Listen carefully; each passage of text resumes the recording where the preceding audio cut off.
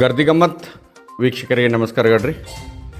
ಗರ್ದಿ ಗಮ್ಮತ್ page follower ಆಗ್ರಿ, YouTube subscribe ಆಗ್ರಿ, share ಮಾಡಿರಿ, like ಮಾಡಿರಿ, ಕಮೆಂಟ್ ಮಾಡಿರಿ.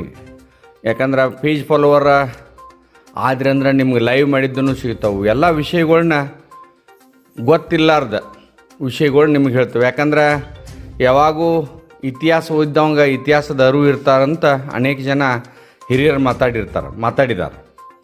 ಇವತ್ತು ಭಾಳಷ್ಟು ಜನ DCC ಬ್ಯಾಂಕ್ ಬಗ್ಗೆ ನಿಮ್ಮ ಸ್ಪಷ್ಟವಾದ ನಿಲುವು ಹೇಳ್ರಿ, ಏನಾಗ್ತೈತಿ, ಎಂತಾಗ್ತೈತಿ, ಎಲೆಕ್ಟ್ರಿಕ್ ಸೊಸೈಟಿ ಏನಾಗ್ಬೋದು ಅಂತ ದಿವಸ ನನಗೆ ಭಾಳಷ್ಟು ಜನ ನನ್ನ ವೀಕ್ಷಕರ ಫೋನ್ ಮಾಡಿ ಕೇಳ್ತಿರ್ತಾರೆ. ಕಮೆಂಟು ಭಾಳ ಮಂದಿ ಮಾಡತ್ತಾರೆ. ಈಗ ಆದರೆ DCC ಬ್ಯಾಂಕ್ ಇಲೆಕ್ಷನ್ ಇನ್ನೂ ಹೆಚ್ಚು ಕಡಿಮೆ 2 ತಿಂಗಳ ಸಮೀಪ, ಅಂದ್ರೆ ಅಕ್ಟೋಬರ್ 19 ಅಂದ್ರೆ ಇವತ್ತು ನೋಡಿದ್ರೆ ಇನ್ನು 55-56 ದಿವಸ ಐತೆ.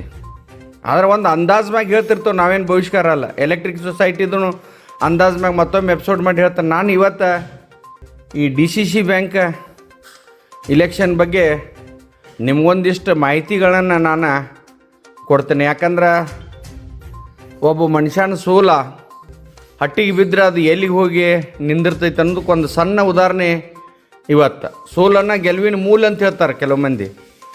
ಇವತ್ತು ಭಾಳಷ್ಟು ಜನರಿಗೆ ಗೊತ್ತಿರೋಕ್ಕಿಲ್ಲ, ಬೆಳಗಾವಿ DCC ಬ್ಯಾಂಕ್ ಇಲೆಕ್ಷನ್ 95, 94, 96 ಹೆಚ್ಚು ಕಡಿಮೆ ಮಾಜಿ ಮಂತ್ರಿಗಳು, ಹಾಲಿ ಶಾಸಕರಾದಂಥ ಅರಬಾವಿಯ ಬಾಲಚಂದ್ರ ಜಾರಕಿಹೊಳಿ ಅವರಲ್ಲಿ ಅವತ್ತು DCC ಬ್ಯಾಂಕ್ ನಿರ್ದೇಶಕರಾಗಬೇಕಂತ ಚುನಾವಣೆಗೆ ಸ್ಪರ್ಧೆ ಮಾಡ್ತಾರೆ. ಅವ್ರ ವಿರುದ್ಧ ಅಶೋಕ್ ಪೂಜಾರಿ ಅವರು ಸ್ಪರ್ಧೆ ಮಾಡಿರ್ತಾರೆ. ಆ ಚುನಾವಣೆ ಒಳಗೆ ಬಾಲಚಂದ್ರ ಜಾರಕಿಹೊಳಿ ಅವರ ಸೋಲ್ತಾರೆ.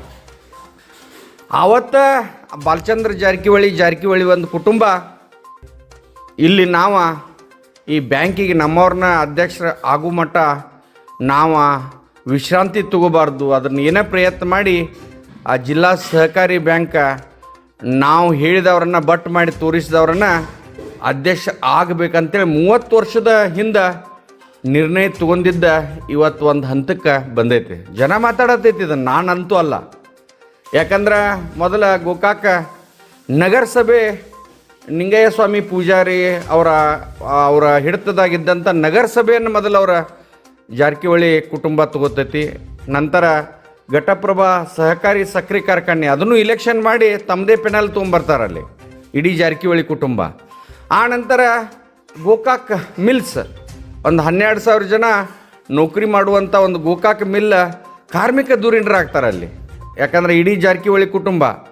ಆ ನಂತರ ಒಂದು ಸಾರಿ 85ರಾಗ ರಮೇಶ್ ಜಾರಕಿಹೊಳಿ ಅವರು ಬಿದ್ದಿರ್ತಾರೆ. ಆ ಜಾರಕಿಹೊಳಿ ಅವರು 85ರಾಗ ಬಿದ್ದಾಗನ ಒಂದು ದಿವಸ ಈ ರಾಜ್ಯದ ಮಂತ್ರಿ ಆಗಬೇಕಂತ ಒಂದು ಪಟ್ಟು ತೊಟ್ಟಿರ್ತಾರೆ ಜಾರಕಿಹೊಳಿ ಕುಟುಂಬ.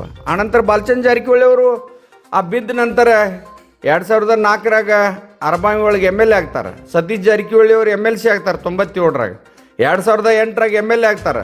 ಇವತ್ತು ಜಾರಕಿಹೊಳಿ ಕುಟುಂಬ ಒಂದು ಅಂದ್ರೆ ಇವತ್ತು ನೀವು ಅರಬಾವಿಗೆ ಹೋಗ್ರಿ, ಗೋಕಾಕದಾಗ ಹೋಗ್ರಿ, ಯಾವುದೇ ಸಂಘ ಸಂಸ್ಥೆ ಅಲ್ಲಿ ಪಂಚಾಯತ್ ಇರಲಿ, ಲೋಕಲ್ ಬಾಡಿ ಇರಲಿ, PKPS ಇರಲಿ, ಯಾವುದೇ ಇರಲಿ, ಇವತ್ತು ಗೋಕಾಕ್ ಅರಬಾವಿ ಒಳಗೆ ಅವ್ರು ಯಾರು ಬಟ್ ಮಾಡಿ ತೋರಿಸ್ತಾರ ಅವರನ್ನು ಅಲ್ಲಿ ನಿರ್ದೇಶಕರಾಗ್ತಾರಂತ ಅಥವಾ ಅಲ್ಲಿಯ ಅಧ್ಯಕ್ಷರಾಗ್ತಾರಂತೇಳಿ ಒಟ್ಟಾರೆಯಲ್ಲಿ ಜನ ಮಾತಾಡ್ತೈತಿ.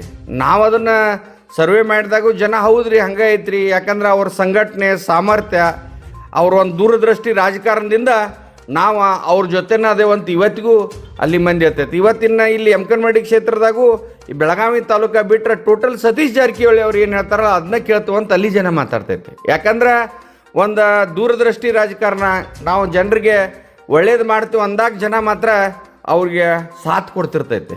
ಆದರೆ ಇತ್ತೀಚೆಗೆ ನಾವು ನೋಡತ್ತೇವೆ, ಈಗ DCC ಬ್ಯಾಂಕ್ ಚುನಾವಣೆ ಬಗ್ಗೆ ಹೇಳಬೇಕಂದ್ರೆ ಪ್ರಭಾಕರ್ ಕೋರೆ ಅವರು, ಲಕ್ಷ್ಮಣ್ ಸವದಿ ಅವರು, ರಮೇಶ್ ಜಾರಕಿಹೊಳಿ ಅವರು ಎಲ್ಲರೂ ಕೂಡಿ ನಾವು ನಿರ್ಣಯ ಮಾಡ್ತೇವಂತ ಒಂದು ಕಡೆ ಬಾಲಚಂದ್ರ ಜಾರಕಿಹೊಳಿ ಅವರು ಹೇಳ್ತಾರೆ. ಅವ್ರ ಹೇಳಿಕೆಗಳು ಅದಾವ, ಅವನ್ನ ಹಾಕಿ ಆ ಕ್ಲಿಪ್ಪಿಂಗ್ ತೋರಿಸ್ರೆ ಅದೇನು ದೊಡ್ಡ ಮಾತಿರೋದಿಲ್ಲ ಅವ್ರ ಹೇಳಿಕೆಗಳು. ಆಮ್ಯಾಗ ದಿಢೀರ್ನೆ ಸತೀಶ್ ಜಾರಕಿಹೊಳಿ ಅವರು ಹೋಗಿ ಒಂದು ಕಡೆ ಇವರೇ ನಮ್ಮ ಅಭ್ಯರ್ಥಿ ಅಂತ ಹೇಳ್ತಾರೆ. ಆಮ್ಯಾಗ ದಿಢೀರ್ನೆ ಹೋಗಿ ರಮೇಶ್ ಜಾರಕಿಹೊಳಿ ಅವರ ನಾವು ಇವತ್ತು ಅತನಿ ಮತ್ತು ಕಾಗವಾಡಕ್ಕೆ ಅಭ್ಯರ್ಥಿ ಮಾಡ್ತೇವಂತ ಘೋಷಣೆ ಮಾಡ್ತಾರೆ. ಅಲ್ಲಿ ಬಾಲಚಂದ್ರ ಜಾರಕಿಹೊಳಿ ಮೊದಲು ಏನು ಹೇಳ್ತಾರೆ, ನಾವು ಅಲ್ಲಿ ಎರಡೂ ಮಾಡೋದಿಲ್ಲ ಅಂತ ಹೇಳ್ತಾರೆ. ಆಮ್ಯಾಗ ನೀವು ರಾಮದುರ್ಗ ಬಂದ್ರ ಅಂದ್ರೆ ಅಲ್ಲಿ ಯಾದವಾಡ್ ನಮ್ಮ ಕ್ಯಾಂಡಿಡೇಟ್ ಅಲ್ಲ, ಅಲ್ಲಿ ಡವಣ್ ನಮ್ಮ ಕ್ಯಾಂಡಿಡೇಟ್ ಅಂತ ಬಾಲಚಂದ್ರ ಜಾರಕಿಹೊಳಿ ಅವ್ರು ಹೇಳ್ತಾರೆ.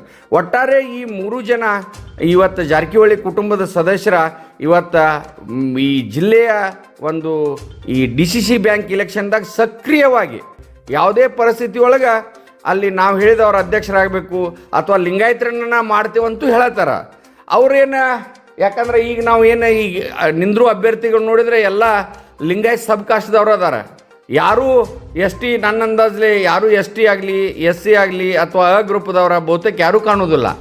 ಈಗ ಒಟ್ಟಾರೆ ಭಾಳ ಆದ್ರೆ ಇವತ್ತು ಅಲ್ಲಿ ಗೋಕಾಕ್ ಸರ್ವೋತ್ತಮ ಜಾರಕಿಹೊಳಿ ಆಗ್ಬೋದು ಅಥವಾ ಇಲ್ಲಿ ಬೆಳಗಾವಿ ಒಳಗೆ ರಾಹುಲ್ ಜಾರಕಿಹೊಳಿ ಅವ್ರು ಆಗ್ಬೋದು. ಇಬ್ಬರೊಳಗೆ ಒಬ್ಬರನ್ನ ಮಾಡ್ಬೋದು ಅಂತ ಜನ ಮಾತಾಡತೈತೆ. ಬಹುತೇಕ ಇಬ್ಬರನ್ನ ಮಾಡ್ರೂ ಅಚ್ಚರಿ ಪಡ್ತಕ್ಕದ್ದಲ್ಲ.